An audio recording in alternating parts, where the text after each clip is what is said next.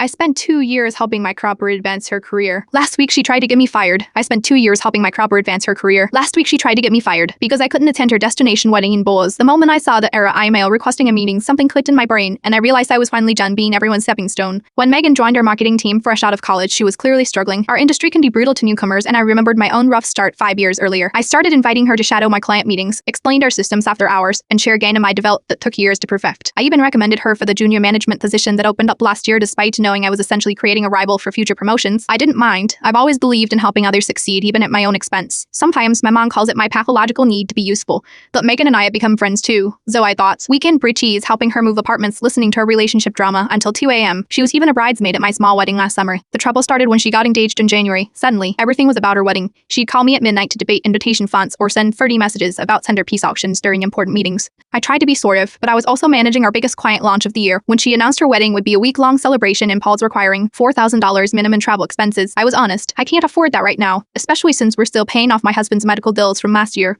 I offered to help plan her local reception instead. She seemed to understand, until she didn't last week. I was called into picture. Megan had filed a formal complaint claiming I was withholding critical client information, creating a hostile work environment, and sabotaging team projects. She'd carefully documented every instance I couldn't answer a text immediately, or when I'd been too busy to join after work planning sessions, all reframed as professional negligence. The evidence she presented: project notes in my personal notebook she photographed while I was in the bathroom, client contact information from my private address book, even snippets of conversations taken wildly out of context. The HR director, who thankfully has known me for years, looked embarrassed to even be addressing these claims, but company policy required an investigation. That evening I received a text from Megan. If you reconsider, guys, maybe we can sort this misunderstanding out. I really need all my bridesmaids there for the symmetry of the photos. I stared at my phone in disbelief. She was attempting to blackmail me with my job, the job I had helped her get because I couldn't spend thousands on her destination wedding. I didn't respond to the text. Instead, I spent the weekend compiling evidence, documentation of all the extra work I'd done to support her career. I was suffer increasingly demanding wedding texts, emails where she'd taken credit for my work while I was up caring for my husband, and testimony from 3 other colleagues she'd sent a willy pret about file trip. On Monday, I presented everything to HR, then to my director. By Friday, Merkel was gone, not just from our team, but from the company. I didn't feel satisfaction, just exhaustion. 2 years of FRA, friendship, and genuine care had been transactional to her all along. When I stopped being useful, I became disposable. Yesterday, a junior copywriter asked if I could help review her portfolio. For the first time in my career, I declined. Some lessons cost too much to ignore.